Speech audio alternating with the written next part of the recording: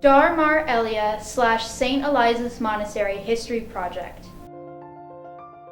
The Church.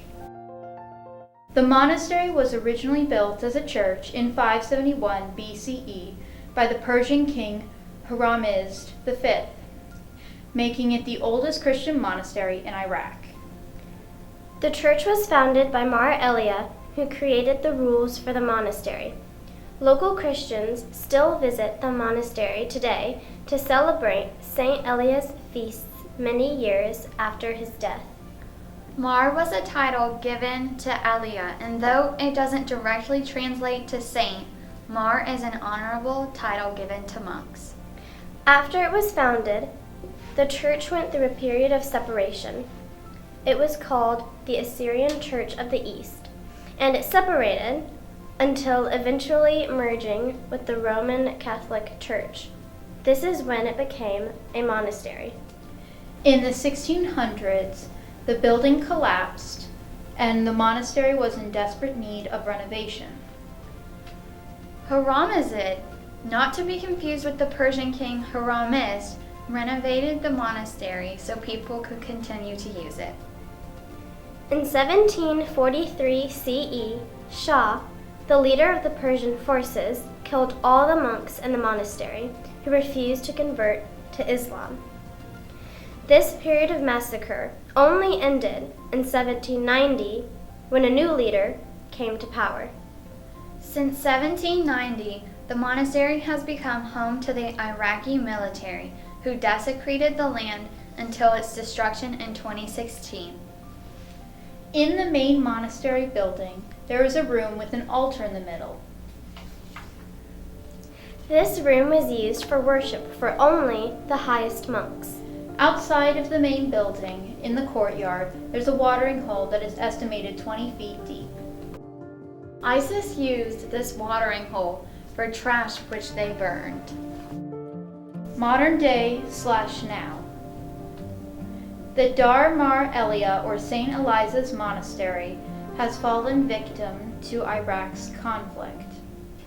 Such as when the ruins were damaged during the invasion of Iraq in 2003, which we will talk more about later. Later, it was demolished by ISIS in 2014 and has been occupied by several military groups. Extremist groups. The extremist group ISIS has targeted Christians in Iraq and in neighboring Syria.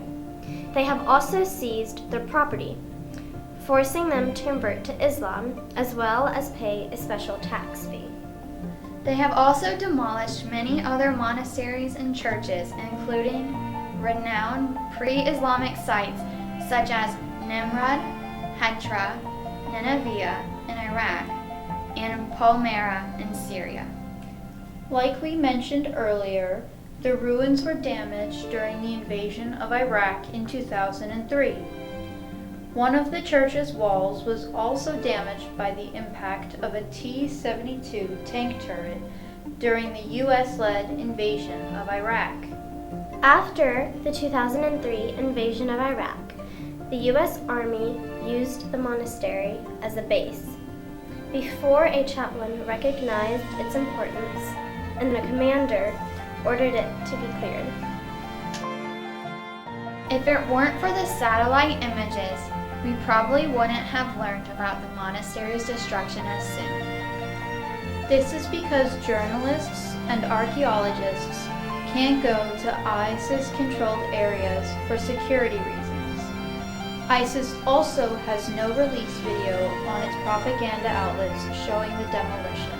But jihadists have released footage showing them destroying shrines, churches, as well as antiquities with sledgehammers and dynamite.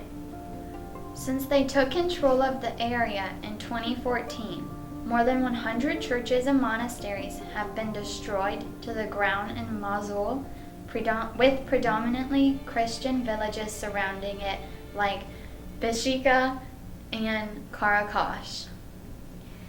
ISIS militants also believe that Islam is the only religion and it has to be adopted by people of other faiths. This is the reason why they have targeted minorities and destroyed their places of worship. Those people who stayed were forced to choose between conversion and execution. ISIS saw ancient cultural heritage as a challenge for the loyalties and legitimacy of Iraqi and Syrian people to ISIS itself. ISIS thought destroying the heritage was part of their duty to reject a nationalist agenda the statues, temples, and cities represented. ISIS believes that ISIS brand of intolerant Islam motivates it to attack polytheism wherever it was found and to reject the worship idols that sites were representing.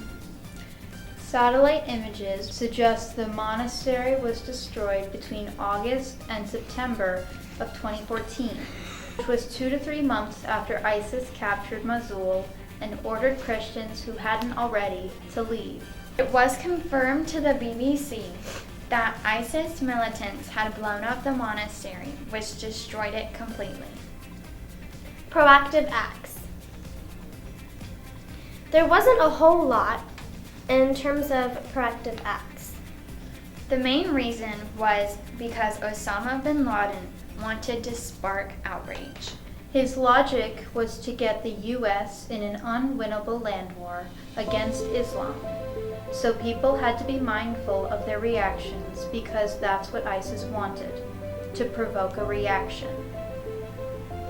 To try to trigger a reaction, ISIS had put videos of the destruction on the internet. People writing the articles calling the destruction a war crime or names like that played right into ISIS' hands of eliciting a reaction. Because we can't just get rid of the internet and videos, can't be taken down without the USA surrendering its freedom of speech, such stories will continue to spread. Thank you for watching!